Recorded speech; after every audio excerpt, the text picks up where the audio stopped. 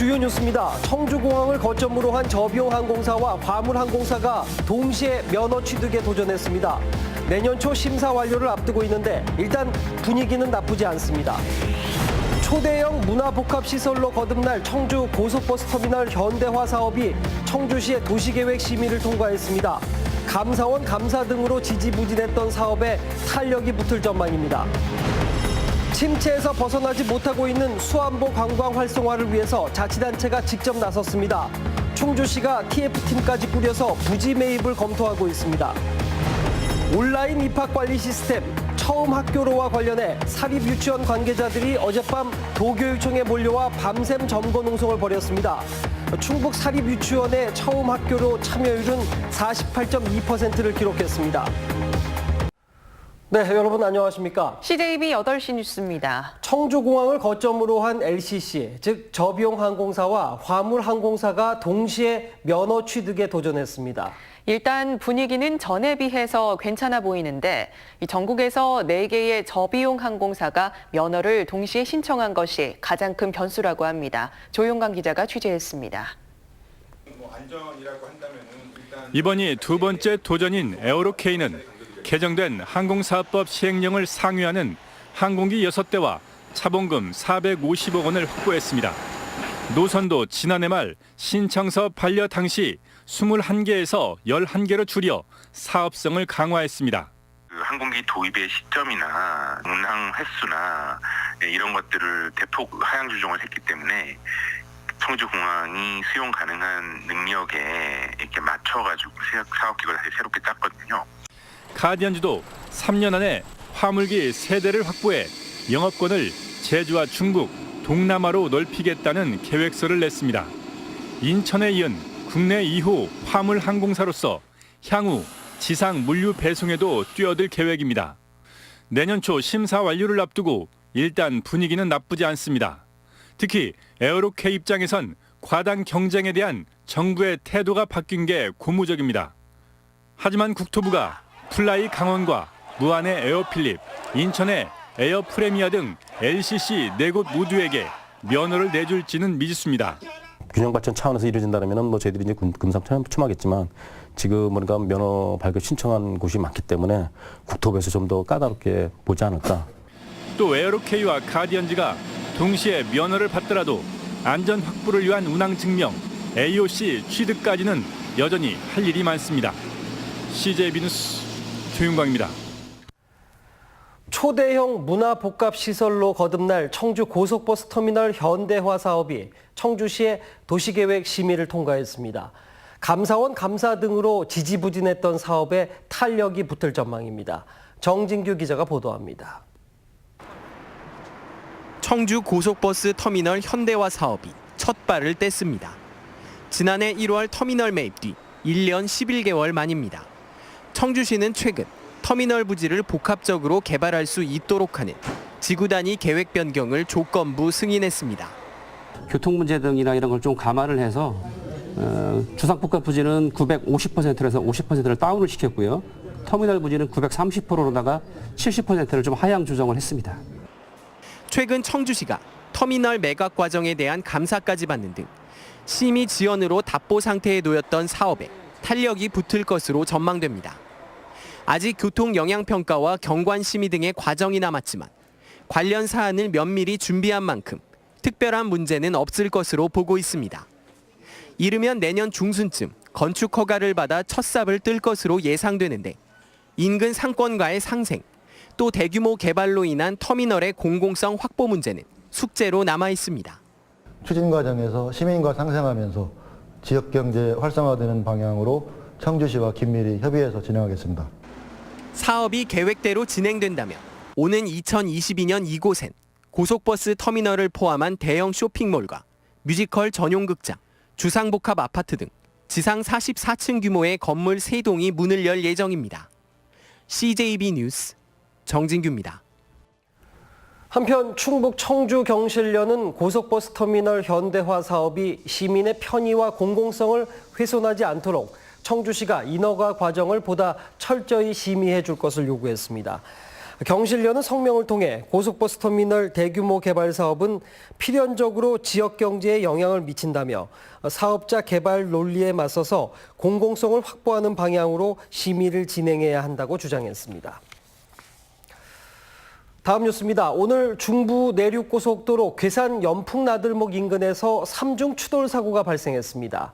한 명이 숨지고 2명이 다쳤는데 자칫하면 대형 인명피해로 이어질 뻔했습니다. 김우준 기자가 취재했습니다. 고속도로 갓길에 사고 난 차량들이 정차해 있고 그 옆엔 구급대원들이 사고 현장을 수습하고 있습니다. 잠시 후 사람들이 사고 차량에 모여들 때쯤 엄청난 굉음 소리가 납니다.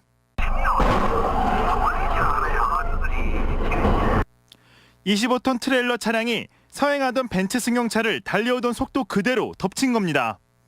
이 사고로 트레일러 운전자 29살 전모 씨는 현장에서 숨졌고 승용차에 타고 있던 2명은 크게 다쳐 병원으로 옮겨졌습니다.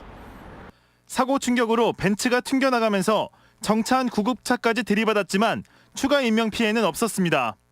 원인은 안 나왔는데 일단 전방주시 태만으로 알고 있는데 그건 정확하게는 아직. 사고 당시 갓길엔 앞선 사고 수습을 위해 10여 명이 서 있었습니다. 1초 전에 추돌 사고가 났다면 참변이 일어날 뻔했습니다. 사고가 나더라도 2차 사고 피해가 있으니 신속하게 갓길 밖으로 피하셔야 됩니다. 경찰은 고속도로 CCTV 등을 통해 졸음운전 여부 등 정확한 사고 경위를 조사할 예정입니다. CJB 뉴스 김우진입니다.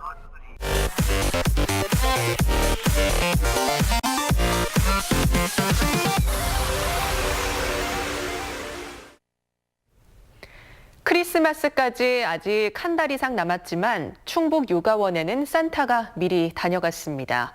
우리 사회 곳곳에 나눔의 손길들이 모아져 따뜻한 사랑의 보금자리로 탈바꿈했습니다. 이윤영 기자의 보도입니다. 낡고 오래된 장판을 뜯어내고 밝고 화사한 최고급 친환경 매트가 깔립니다. 아이들이 가장 많은 시간을 보내는 식당이자 강당이 놀랍도록 쾌적하게 변했습니다. 하루에도 수십 번을 오르내리는 계단에도 고무 코팅이 된 안전한 바닥재가 깔렸습니다. 예전에는 찢어진 데도 많고 구멍 난 데도 많고 그래서 보기 안 좋았는데 이번 바꾸니까 좀 깨끗하기도 하고 이렇게 폭신폭신해서 다니기에도 좀 좋은 것 같아요. 충북 육아원에 최고급 바닥재를 선물한 주인공은 LG 하우시스. 직원들이 직접 생산한 1,500여만 원 상당의 바닥재를 아이들을 위해 선물한 겁니다. 아동과 청소년들이 밝고 건강하게 자라나기를 바라며 사회 공헌 활동을 지속적으로 행해서 지역과 더불어 성장하는 기업이 되도록 하겠습니다. 갓난아이에서부터 대학생에 이르기까지 39명의 갈 곳 없는 아이들의 보금자리인 충북 육아원. 올해로 설립 72주년을 맞으면서 건물 곳곳이 낡고 오래돼 아이들이 지내기엔 어려움이 많았습니다. 하지만 LG 하우시스에서 최고급 바닥재를 기부한 데 이어 LG화학이 260여 권의 도서를, 공군사관학교 생도들이 아이들을 위한 식탁과 책장을 직접 만들어줬습니다. 쾌적한 환경 속에서 생활할 수 있어서 저희 아이들도 너무 좋고 저희도 너무 좋거든요. 저희 아이들 밝고 건강하게 잘 자랄 수 있도록 다 같이 노력하겠습니다. 작은 물방울이 모여 바다를 이루듯 작은 정성들이 모여 충북 육아원 아이들에게 바다 같은 사랑과 희망을 전해주고 있습니다. CJB 뉴스 이윤영입니다.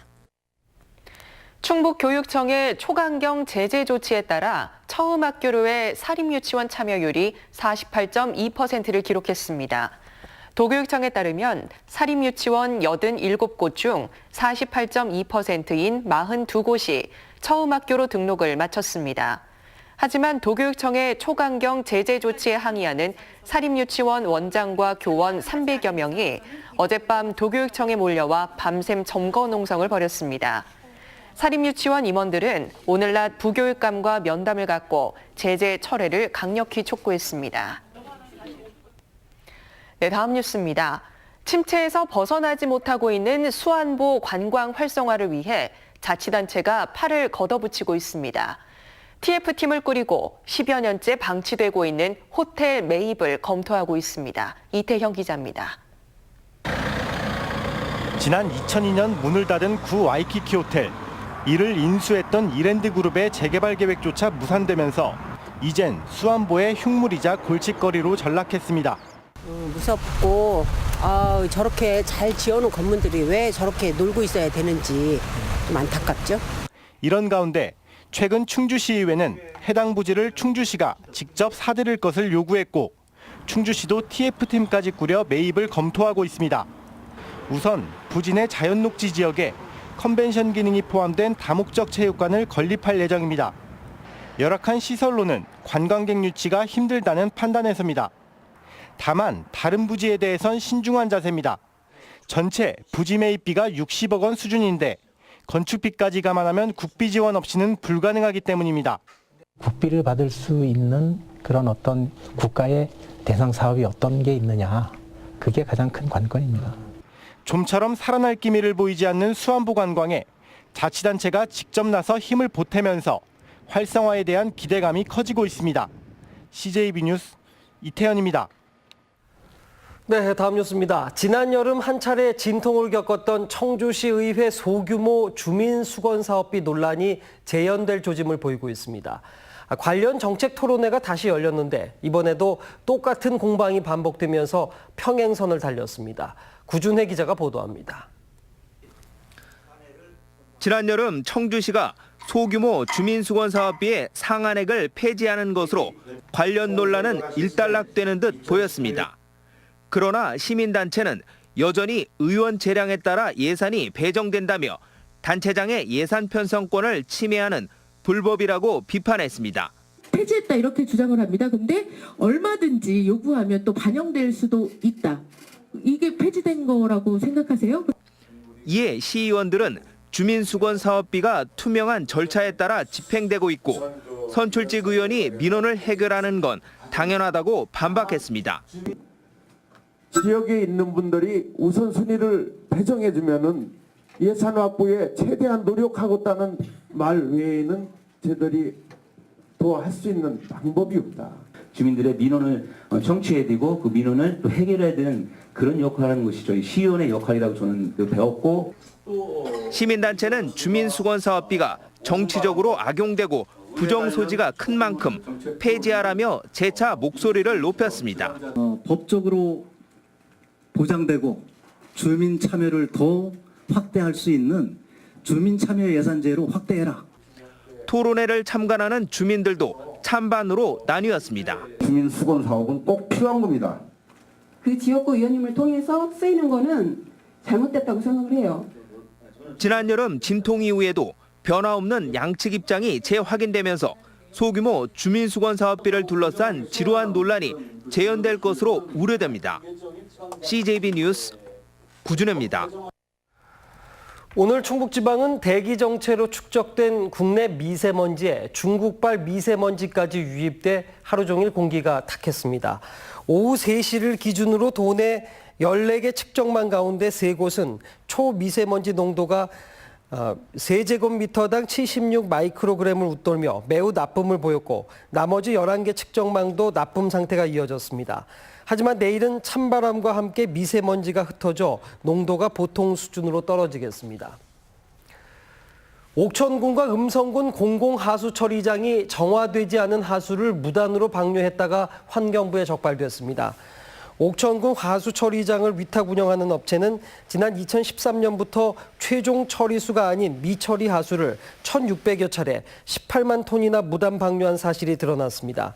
음성군 하수처리장 위탁업체도 배관 수문이 자동으로 열리도록 설정해서 무단 방류한 것으로 밝혀졌습니다. 환경부는 업체 관계자들을 기소 의견으로 검찰에 송치했습니다. 괴산 산마기의길이 국토교통부가 주관한 아름다운 우리강 탐방로 100선에 선정됐습니다. 아름다운 우리강 탐방로 100선은 후보지 260여 곳을 대상으로 수변 경관과 생태환경, 주변 관광자원과의 연계성 등을 고려해 선정했습니다. 네, 금요일 저녁 CJB 8시 뉴스 여기서 모두 마칩니다. 함께해 주신 여러분 고맙습니다.